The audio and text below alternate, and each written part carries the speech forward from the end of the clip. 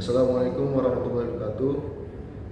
Perkenalkan kami dari kelas 15 2B07 dari kelompok 8. Di sini kami ingin menampilkan video proyek kami di mata kuliah pendidikan agama Islam dengan tema pentingnya pendidikan agama untuk diterapkan dalam kehidupan sehari-hari. Tapi sebelum dari itu, perkenalkanlah kami. Nama saya Muhammad Rafiul Bilal. Nama saya Kang Dimana. Nama saya Muhammad Auzad Ikramuddin. Selamat menonton. Menyaksikan. Pertama ya, Assalamualaikum warahmatullahi wabarakatuh. Waalaikumsalam warahmatullahi wabarakatuh. Sesuai tema kita nih Ustaz. Iya. Kan tema kita tentang pentingnya pendidikan agama Islam. Ya. Nah, menurut Ustaz, apa pentingnya pendidikan agama Islam bagi kehidupan sehari-hari? Yang namanya Bismillahirrahmanirrahim. Assalamualaikum warahmatullahi wabarakatuh. Waalaikumsalam warahmatullahi wabarakatuh. Ya, yang namanya pendidikan ya sebetulnya itu sangat penting buat kita semua ya. Baik pendidikan agama ataupun pendidikan umum. Ya, nah terlebih penting lagi pendidikan agama. Ya, sangat penting buat kita sebagai seorang Muslim gitu ya. Terutama ya selain pendidikan tentang akidah ya, yaitu pendidikan tentang akhlak, tentang akhlak. Kalau kita lihat nih sekarang ini nih luar biasa kan tantangan yang dihadapin sama teman-teman ya, teman-teman remaja gitu ya. Luar biasa nih tantangannya nih, apalagi di dunia digital sekarang. Iya nggak, luar biasa ya. Banyak pengaruh-pengaruh ya, pengaruh-pengaruh negatif dari sosial media ya, yang bisa mempengaruhi akhlak remaja. Salah satu contoh misalkan tawuran deh ya, tawuran. Nah, sekarang ini tawuran dijadiin konten, ya dijadiin konten sama orang-orang atau remaja-remaja yang tidak bertanggung jawab. Nah, makanya pentingnya pendidikan agama untuk memupuk ya teman-teman yang remaja ya biar bisa memahami bagaimana Islam itu mengajarkan akhlak yang baik ya, saling tolong menolong, saling membantu dalam kesulitan gitu. Itu dari sisi akhlak. Kalau ini lanjut enggak nih? Lanjut terus ya. Takutnya ntar satu arah nih. Nggak apa-apa ya. Kalau kita kembali ke akhlak Rasulullah ya, yang sebagai panutan kita nih teman-teman semuanya, bagaimana Nabi Muhammad SAW ya, beliau sudah mencontohkan buat kita semua nih ya, udah nyontohin buat kita semua bagaimana beliau nih apa, sebagai teladan yang baik ya, sebagai teladan yang baik. Beliau orang yang sangat menjaga perasaan orang lain ya, beliau manusia yang tidak betah ya kalau ngelihat orang lain itu dalam keadaan susah ya, terutama lagi di kalangan sahabatnya, tetangganya. Jadi beliau tuh orang yang sangat nggak betah kalau ngelihat orang tuh susah ya, selalu ngebantu dengan apa yang dia miliki. Nah, itu akhlak Nabi ya, akhlak Nabi yang harus kita contoh sebagai seorang Muslim ya, sebagai umatnya. Teman-teman semuanya, Nabi pernah bersabda nih ya, Nabi pernah bersabda, ittaqillah haitsuma kunta wa atbi sayyatal hasanata tamhuha wa khaliqin nas bi khuluqin hasanin ya. Apa artinya? Artinya bertakwalah kalian dimanapun kalian berada gitu. Nah, itu kata Nabi, dimanapun kalian berada ya, takwa itu harus selalu dibawa ya. Jadi nggak harus di masjid nih takwanya ya, di kampus bisa, di pasar bisa, waktu kita dagang ya, dibawa ke kehidupan sehari-hari. Betul ya dimanapun ya harus kita bawa tuh baju takwa ya. Takwa itu takut sama Allah, selalu merasa diawasi Allah, sehingga kita mau berbuat yang enggak pun ya mikir-mikir nggak berani ya. Kalau CCTV ya ini pengawasannya terbatas. Ya nggak, tapi Allah tuh ya, CCTV Allah tuh luar biasa. Yang dilihat oleh manusia bukan oleh Allah langsung. Nah itu, jadi harus kita bawa tuh baju takwa kemanapun kita berada. Jadi nggak harus di majelis taklim, nggak harus di masjid. Kemudian kita bawa di pasar ya, waktu kita dagang, waktu kita belanja, supaya dagang kita dagang itu nggak curang ya nggak. Supaya kita jadi kalau jadi pembeli yang nggak celamitan gitu, dikit-dikit minta cobain, dikit-dikit minta cobain. Merampok itu namanya. Iya. Dikit-dikit nyobain kok dikit-dikit gitu. Lama habis juga gitu mah. Nah, jadi kayak gitu di kampus pun begitu, harus baju takwa harus dibawa gitu. Itu dari segi akhlak ya, Ustaz ya? Ya, gitu. Nah, saya lanjutin lagi nih. Kemudian ittaqillah haitsu ma kunta wa bi sayyi'atal hasanata tamhuha gitu. Jadi iringilah perbuatan burukmu dengan perbuatan baik. Maksudnya bukan berarti kita berbuat buruk juga kemudian berbuat baik juga. Bukan begitu maksud hadisnya. Takwa jalan, maksiat jalan. Iya, bukan begitu maksud hadis itu. Jadi maksud hadis itu ya, maksud hadis dari Nabi yang tadi saya bacain ya, iringilah perbuatan burukmu dengan perbuatan baik. Dulu kan kita mungkin pernah di masa jahiliyah lah gitu loh. Bandelnya gitu. Masa-masa nakal gitu ya. Gitu. Pernah melakukan pelanggaran yang dilarang agama gitu. Nah, kemudian kita udah mulai belajar agama, hijrah ya. Nah, kita tinggalin semuanya, tapi ini kan dosa-dosa dulu nih masih ada nih. Nah, maka kita tutupin dengan perbuatan baik kita sekarang. Kita rajin sholat. Perbuatan baik kita yang udah dilakuin ya. Iya, gitu. Sekarang nih kita mulai hijrah nih. Maka perbanyak perbuatan-perbuatan yang baik ya, kebaikan-kebaikan. Meskipun hanya nyingkirin sampah gitu ya, ambil mungut sampah kemudian ditaruh di tempat sampah, atau nunjukin orang yang ini tanya alamat gitu. Ya itu kan sederhana tuh. Ya. Itu sederhana kebaikan yang bisa kita lakukan ya. Nah, itu bisa nutupin keburukan-keburukan yang pernah kita lakukan di masa lalu. Kemudian wa khaliqin nas bi khuluqin hasanin, kata Nabi. Ya. Dan bergaulah dengan manusia dengan akhlak yang baik. Gitu, dengan akhlak yang baik sama siapapun, ya terlebih sama keluarga. Ya, kita harus jaga lisan kita harus jaga perbuatan kita harus jaga tulisan kita kalau sekarang. Iya. Medsos. Iya nggak? Kita harus jaga tulisan kita kalau sekarang ya. Iya. Jadi lisan, perbuatan sama tulisan. Ya, jangan sampai tulisan kita bisa nyinggung perasaan orang lain, bisa melukai hati orang lain.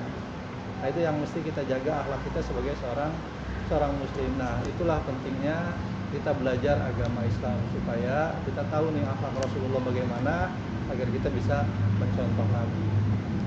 Itu dari sisi akhlak. Ada lagi nggak? Ada Apa lagi? Kan di dalam pendidikan agama itu yang biasanya dibahas itu kan tentang pendidikan moral dan pendidikan etika.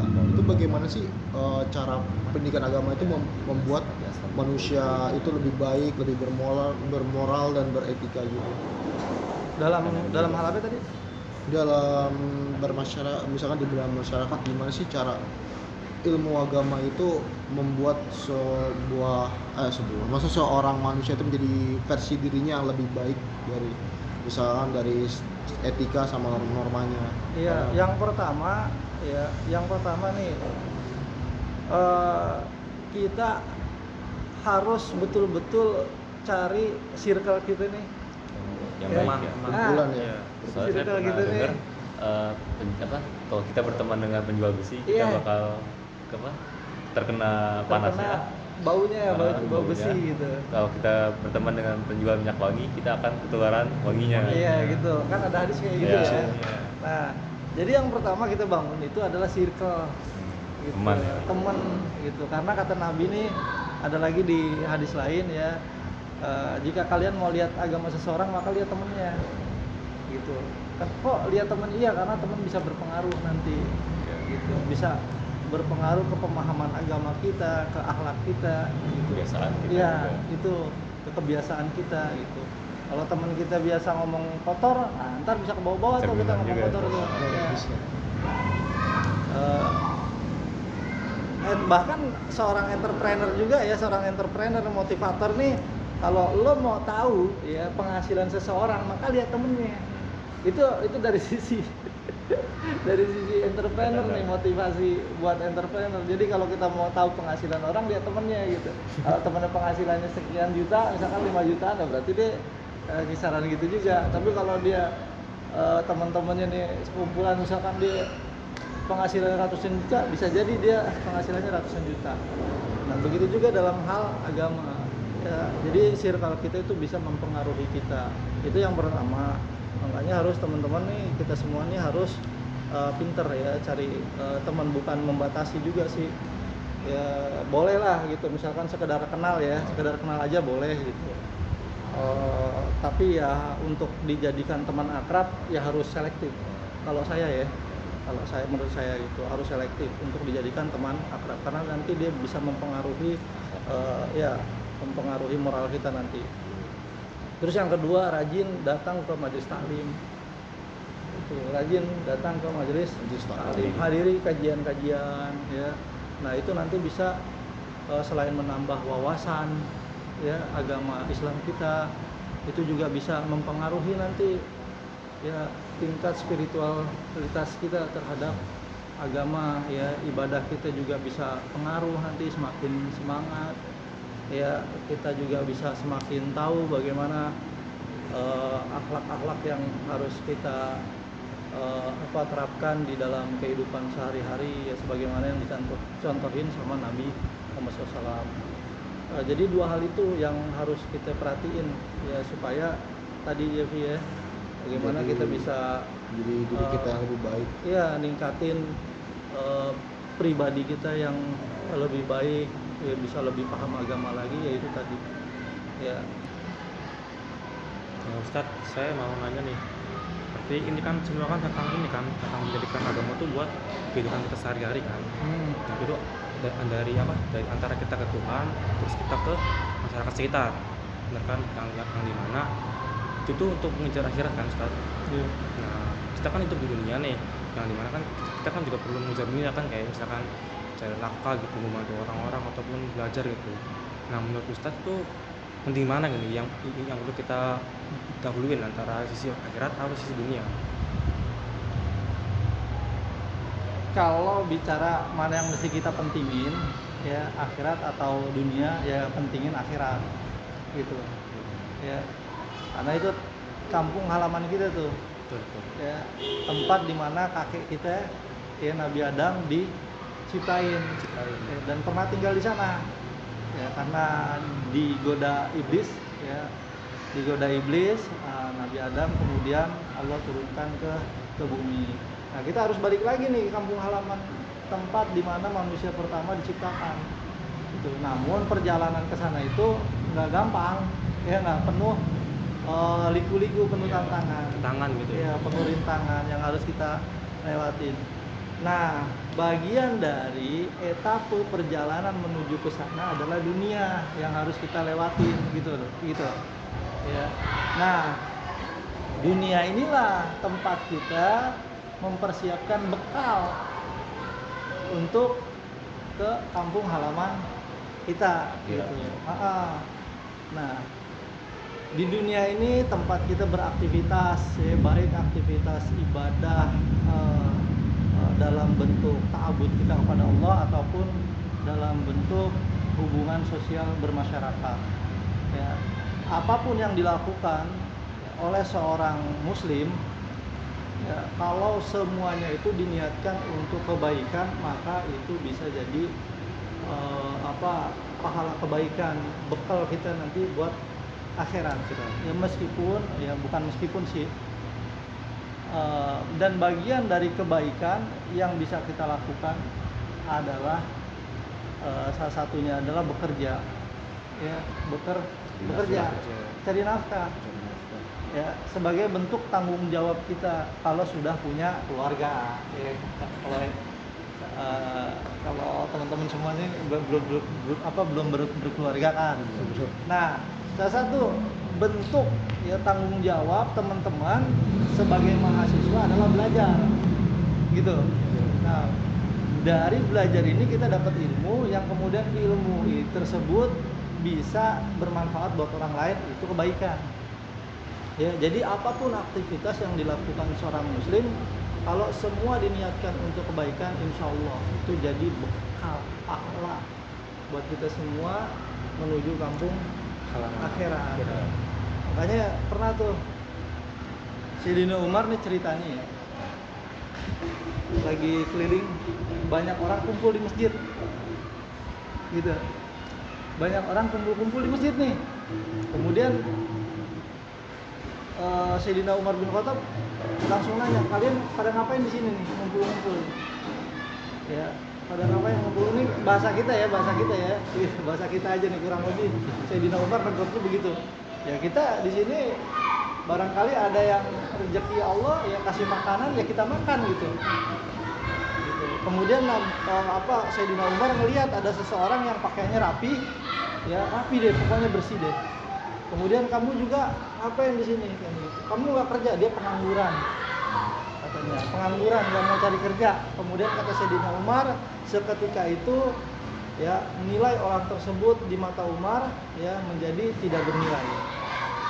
Ya, silakan kalian kerja, jangan pernah menghayal, kata Sayyidina Umar. Allah menurunkan rezeki berupa dinar, hujan berupa dinar, maksudnya bukan rezeki, hujan berupa dinar, berupa emas. Kerja itu lebih mulia. Jadi Sayyidina Umar betapa menekankan kepada sahabat-sahabatnya pada waktu itu untuk bekerja, dan bekerja kalau diniatkan ya untuk menafkahi ya keluarga. Kalau udah punya keluarga ya itu jadi ibadah.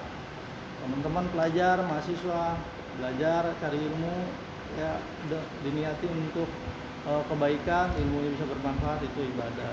Jadi apapun aktivitas yang dilakukan sama seorang muslim ya kalau dia mengikuti apa-apa yang diajarkan baginda Nabi Muhammad SAW ya, mulai dari bangun tidur sampai tidur lagi, itu bisa jadi kebaikan untuk bekal kita ke kampung akhirat. Paling itu teman-teman ya.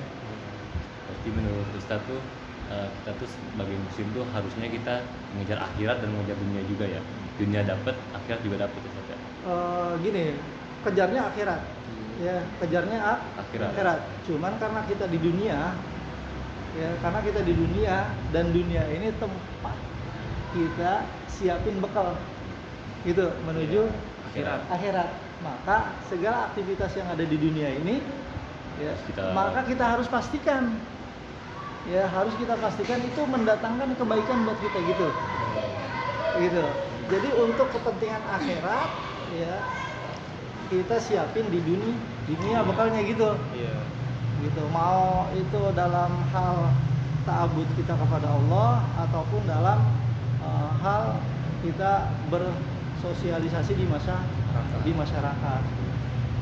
Makanya nih teman-teman semua ya, Allah Subhanahu wa taala ya sebetulnya menciptakan manusia itu punya dua maksud. Ya, punya dua maksud. Yang pertama, firman Allah, "Wa ma khalaqtul jinna wal insan illa liya'budun." Tidak aku ciptakan jin dan manusia yang melainkan untuk beribadah kepadaku. Nah, dimensi ini ya adalah dimensi hablum minallah.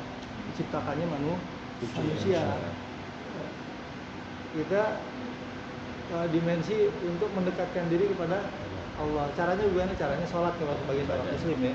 Iya nggak? Iya. Caranya sholat, perbanyak zikir kan gitu. Kata Allah nih, innani anallahu la ilaha illa ana fa'budni. Sesungguhnya aku ini Allah, tidak ada ilah, tidak ada Tuhan selain aku, fa'budni, maka sembahlah aku, wa aqimis sholat, caranya gimana, dan tegakkanlah sholat, caranya sholat. Nah ini yang pertama, dimensi hablum minallah, diciptakannya manusia untuk beribadah, untuk menyembah Allah. Itu yang pertama. Terus yang kedua, maksud Allah menciptakan manusia, wa id qala rabbuka lil malaikati inni ja'ilun fil ardi khalifah, yaitu sebagai khalifah, sebagai pemimpin. Manusia diciptakan Allah ini buat dijadiin pemimpin di muka bumi. Yang namanya pemimpin, teman-teman nih semuanya, itu butuh skill. Iya, nggak bisa asal. Nggak Nggak bisa. bisa sambar orang. Iya, harus punya skill, harus punya skill. kemampuan memimpin, mulai dari intelektualitasnya, Bisa terus dikritik. kecerdasan emosionalnya, iya nggak? Iya benar. Bener ya? Iya. Bagaimana dia bisa Kuat ya. mengendalikan emosional Manusia. dia gitu, terus Bisa menerima kritik, saran. betul. Kemudian komunikasi dia sebagai pemimpin, nah itu kan harus dilatih, Bener ya. harus punya ada skill gitu, ya enggak? Nah, skill ini ya, yang nantinya berhubungan punya dimensi hablum minanas, ya. Untuk mengasah skill, ya kita harus menjaga hubungan kita dengan sesama manusia. Contoh, kita menjaga hubungan dengan dosen, bener gak? Iya benar. Ya, menjaga hubungan kita dengan dosen, ya harus sopan ya sama dosen. Kalau sebagai pelajar harus kenapa dia ini ya? Lawan dosen. Suka lawan dosen. Iya betul Pak. Durhaka dia. Lu jangan bongkar-bongkar di sini nih. Ya, Dosennya ngeliat tuh. ntar dosennya ngeliat lagi. Ya, kalau pelajar ya di sekolah, di SD, di SMP, di SMA, ya kita harus jaga adab kita sama guru kan gitu ya. Nah, jadi kita butuh sesama lah gitu. Ya, nah ini yang untuk meningkatkan skill kita ini ya kita butuh sesama. Makanya harus menjaga hubungan kita dengan siapapun ya. Jadi ya seperti itu ya teman-teman semuanya. Ini panjang nih sebetulnya. Dan di masih. Udah. Iya sih. Masih. Oh iya. Sekali lagi apa Pak? Ustaz, sini kan kita sering ada orang sering dibahas nih, diskusi lah ya. Orang itu ada yang punya ilmunya tinggi, terus ada orang jawab, kenapa kita harus punya ilmu tinggi, kenapa gak ilmu agama yang lebih tinggi dari ini? Padahal kan seharusnya ya itu kan saling melengkapi ya, ilmu agama dan ilmu pengetahuan saling melengkapi ya. Menurut Ustaz itu seharusnya sebagai muslim ya, apa yang kita harus lakukan sih? Ya, jadi kalau pandangan saya ya, mungkin sebagian teman-teman ya itu berbeda ya, nggak apa-apa silakan aja gitu. Kalau pandangan saya sih ilmu agama itu sangat penting ya, pendidikan agama itu sangat penting, tapi bukan berarti pendidikan umum ditinggalin gitu loh. Ya nggak? Iya. Bukan berarti pendidikan umum ditinggalin, karena ada berpandangan udah buat apa ngajar dunia gitu, yang penting akhirat. Betul, kita nggak ada yang ngajar dunia, kita ngajarnya ngejar akhirat. Cuman untuk menuju akhirat itu kita butuh dunia. Balik lagi ke yang tadi. Iya, balik lagi tadi kita butuh dunia gitu. buat ngejar akhirat itu. Ilmu agama Kita penting butuh buat, ilmu. Iya. Nah, butuh ilmu. Nah, ilmu yang pertama ilmu agama. Ya. Bagaimana menuju akhirat ya kita harus sholat kan ya gitu. Salah satunya ya harus sholat menyembah Allah. Nah, tata cara sholatnya itu kan harus Jadi punya ilmu agama. ilmunya. Harus mengikuti contoh Nabi. Nah, itu belajar deh tuh ilmu agama. Nah, di satu sisi ya kita hidup di dunia harus punya skill. Ya enggak? Harus punya skill. Nah, skill itu butuh ilmu. Itu juga harus kita pelajarin gitu loh. Nah, kalau semuanya ya kita cari itu dengan tujuan untuk kebaikan jadi pahala gitu. Jadi kedua-duanya penting, memang yang lebih terpenting akhirat gitu, tapi bukan berarti ninggalin dunia. ilmu dunia. Berarti kayak saling melengkapi lah. Iya, iyalah. Udah kayak apa? Dua mata koin nggak? Apa dua bagian dari satu koin gitu. Iya, Saling toh melengkapi. gini, nggak sedikit kok, ya nggak sedikit kok cendekiawan-cendekiawan Muslim di masa lalu itu mereka yang yang menguasai ilmu astronomi, yang menguasai ilmu kedokteran, Kayak gitu. Al-Khwarizmi, matematika itu. Iya, Gitu, terus aljabar. iya betul. Al-Khawarizmi ya, yang Bukan apa? menguasai ilmu Bukan matematika, Ghazali, Pythagoras ya. Aljabar. aljabar ya. Nah, dan yang lain-lain lah, pokoknya ada yang menguasai ilmu ekonomi gitu ya. Nah, jadi keduanya itu penting buat seorang muslim ya, agama ya, supaya kita tahu ya aturan-aturan yang harus kita jalani selama hidup di dunia, mana yang halal, mana yang haram, mana yang makruh, mana yang boleh kita kerjain, mana yang nggak boleh. Ya, belajar agama itu ya. Nah, belajar ilmu dunia untuk meningkatin skill ya, supaya kita nih nggak bodoh dalam urusan dunia. Karena orang Islam itu harus kuat segala-galanya ya, harus kuat segalanya, baik dalam urusan akhirat harus kuat ataupun dalam urusan dunianya gitu. Ya, bahkan ya bukan urusan dunia, bukan urusan ilmu dunia aja, urusan fisik pun harus kuat. Muslim yang kuat lebih Lebih daripada senang muslim yang Allah. lemah. Daripada muslim yang lemah. Ya nggak, kuat secara akidah. Fisik, kuat, Ya, idealisasi. kuat secara akidah, kemudian kuat secara ekonomi, kuat secara fisik ya. Nah, ini harus kita latih semuanya ya, supaya kita bukan menguasai secara keseluruhan, paling tidak ya kita punya bekal ya, supaya bisa kuat secara akidah, secara syariat, ilmu syariat, secara ekonomi. Orang Islam harus kaya ya, Vi, ya. Orang Islam harus kaya biar banyak yang nyumbang masjid-masjid ya, biar banyak yang nyumbang untuk kegiatan-kegiatan dakwah ya. Bisa jadi donatur. Betul. Jadi masjid itu kalau bisa jangan ngencreng di pinggir jalan pakai jaring itu. Ya kalau kita punya duit ya, orang kaya enakan Ya, ya. langsung ini ngomong ke Langsung. DKM-nya. Ya. Nah, ini yang harus kita lakukan dan itu pun sedang saya lakukan. Ini rajin olahraga kan nih? Insya Allah. Rajin olahraga gak, Wan? Kalau lari ya masih, mau jogging sebatas jogging masih Masih ya? masih keliling ini lah. Kalau Pokoknya. Kan gua jalan sering akhir dari pekan sini. lah. Di sini pakan asam bolak-balik. Di kampus jalan kaki. kampus jalan kaki luar biasa. Oke, Ustaz, mungkin segitu aja pertanyaan yang yang kita Iya. bisa ajukan. Ya, mohon maaf nih kalau ada Kurang lebihnya jawaban. mohon maaf ya Ustaz, ya, atas pertanyaan misalnya ada yang salah, pertanyaan kita ada yang salah. Enggak, malah justru saya kalau ada jawaban-jawaban yang kurang tepat gitu, nanti teman-teman silahkan dari referensi lain. Ya, mudah-mudahan jawaban-jawaban dari saya ini ya bisa menjadi pandangan ya, bermanfaat, jadi cara pandang baru buat kita semuanya dalam memahami pendidikan agama.